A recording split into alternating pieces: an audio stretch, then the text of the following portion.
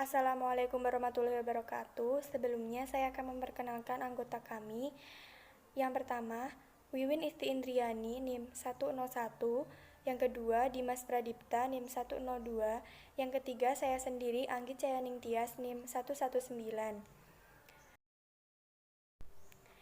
Di sini kami akan membahas mengenai lembaga-lembaga yang dibentuk oleh pimpinan Pusat Muhammadiyah hasil Muktamar 1 Abad 2010.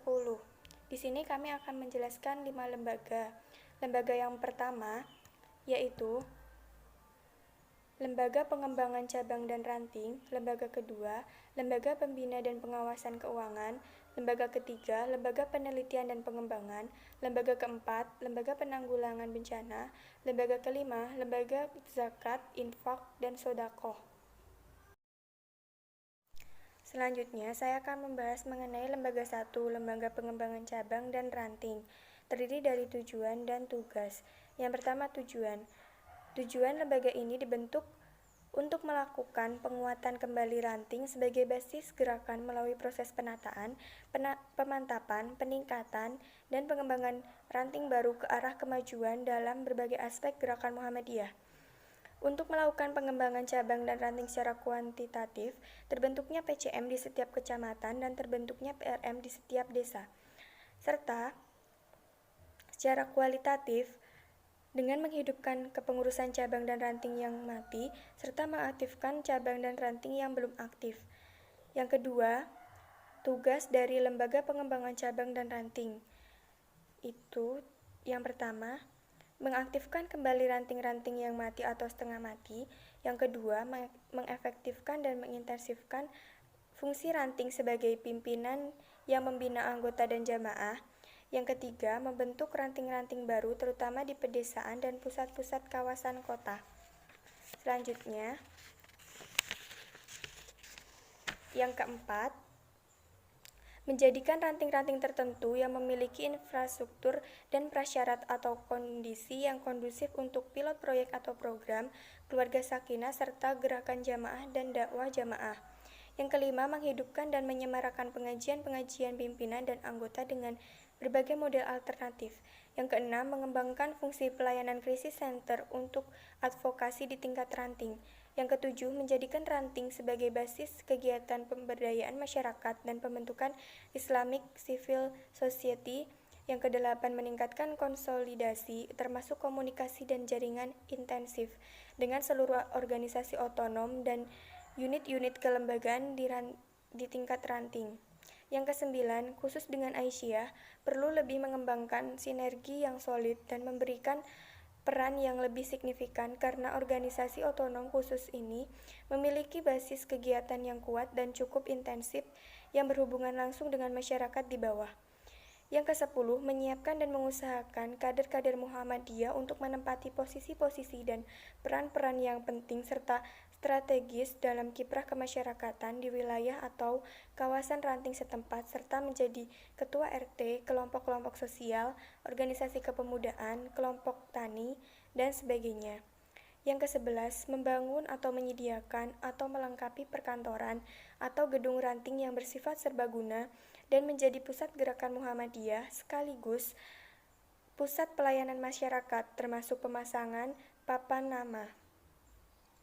Yang ke-12, selain mengelola amal usaha ranting, perlu meningkatkan sinergi dan kerjasama dengan amal usaha yang berada di lingkungan ranting Muhammadiyah setempat.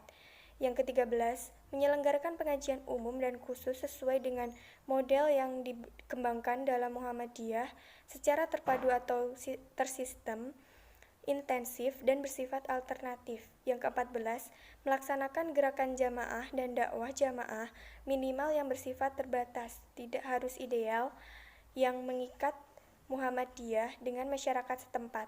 Yang ke-15, menyebarluaskan tuntunan hidup beragama melalui media buletin, brosur, dan sebagainya dalam bahasa Indonesia atau daerah yang dikemas dengan baik dan komunikatif.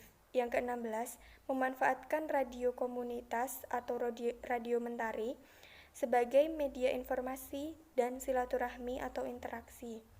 Yang ke-17, membentuk jamaah-jamaah bina kesehatan, bina kesejahteraan, bina pemberdayaan, pendidikan, bina kerukunan sosial, dan sebagainya.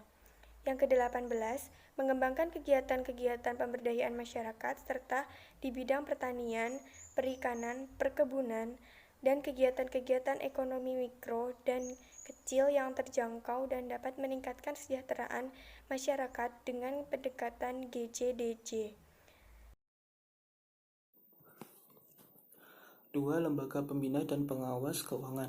Lembaga Pembina dan Pengawas Keuangan atau LPPK merupakan lembaga struktural di Muhammadiyah yang membantu pimpinan dalam menjalankan pembinaan dan pengelolaan terhadap keuangan, kekayaan perserikatan, amal usaha, dan organisasi otonom Muhammadiyah. Tujuan lembaga ini dibentuk untuk membina dan mengawasi pengelolaan keuangan perserikatan, membantu pimpinan dan amal usahanya.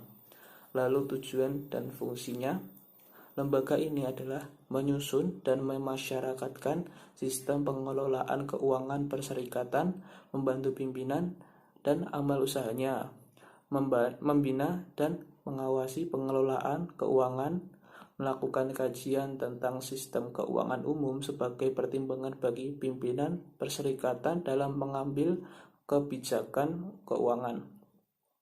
LPPK juga memiliki kewenangan untuk melakukan pembinaan dan pengawasan terhadap keuangan dan kekayaan perserikatan serta AUM di setiap tingkatan.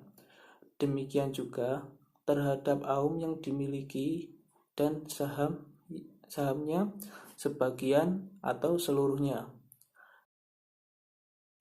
3. Lembaga Penelitian dan Pengembangan. Lembaga ini merupakan pemekaran dari Majelis Pendidikan Tinggi, Penelitian dan Pengembangan. Setelah disendirikan sebagai lembaga penelitian dan pengembangan, maka tugas pokoknya menjadi penelitian dan pengembangan, mencakup program penelitian dan pengembangan di PTM dan penelitian pengembangan Gerakan Muhammadiyah. Untuk melakukan penelitian dan pengembangan, dilakukan pengembangan database dan pusat informasi persyarikatan, pengembangan kerjasama lembaga penelitian di lingkungan persyarikatan, peningkatan kualitas penelitian di PTM.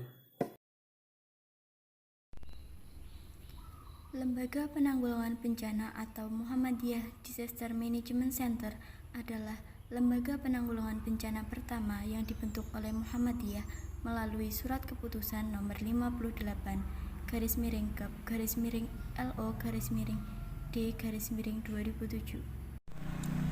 Institusi ini merupakan penajaman dari salah satu bentuk rekomendasi internal dari Muktamar Muhammadiyah ke-46 di Malang, yang secara tegas mengamanatkan organisasi untuk menghidupkan kembali kerja-kerja kemanusiaan, khususnya di bidang bencana, baik dalam keadaan darurat maupun membangun ketahanan. Maka dari itu, sesuai mandatnya, Lembaga Penanggulangan Bencana bertugas untuk melayani kemanusiaan berdasarkan 1.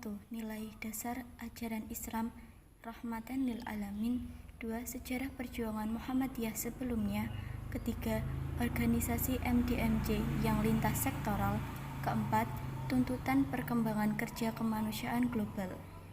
Jadi, secara umum posisi yang dimiliki saat ini adalah 1.